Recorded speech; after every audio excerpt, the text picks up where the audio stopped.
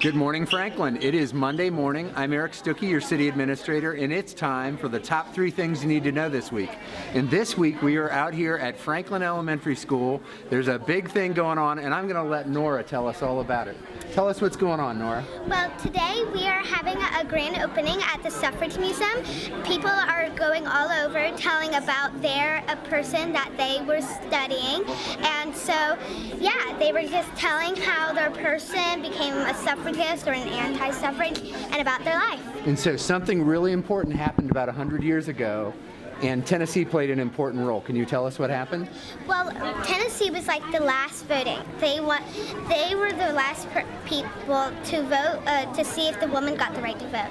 Well, when they were having this session to see if the woman had the right to vote, it was 48 to 48. But then young Harry T. Burns stepped up and changed his vote. He had a telegram from his mother that said that he should vote for women to vote because his mother wanted to vote.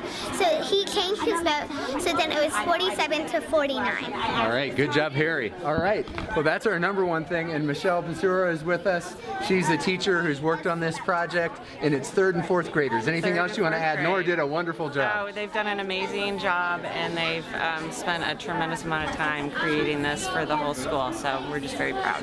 Great. Well, Mayor Moore cut the ribbon on this just a little bit ago, and it's a great display. The students have all put together themselves to tell that important story of our history. So that's your item number 1, hard to beat. I don't know what else we're going to come up with, but speaking of history, number 2, one thing I wanted to share with you is a great recognition the city of Franklin just had through the African American Heritage Society and their Heritage Award, and it relates to the Fuller Story efforts that have been going on. And we've talked about that a couple times on this, but of course the markers went up this past fall, and we're still working, and the community is working on raising funds for the soldiers' statue for the United States Colored Troops right in front of the courthouse. So that's still available if you want to donate to that. Battle of Franklin Trust, BOFT.org is where you can make a contribution. So that's a nice recognition, and this of course is Black History Month, so that's an honor for us that we're very, very proud of.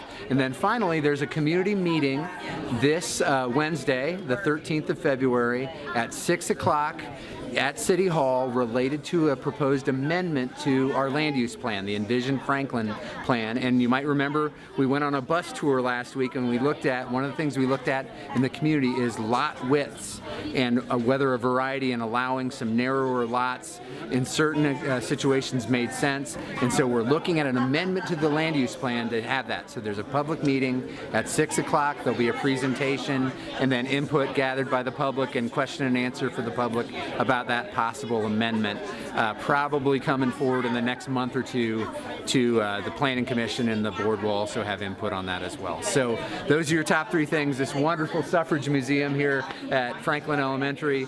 We've got the Heritage Award for the city of Franklin and the efforts in the community on the Fuller Story, and then finally the lot size discussion and potential amendment to the land use plan with a public meeting this Wednesday at 6 o'clock at City Hall. That's it, Franklin. Have a great week.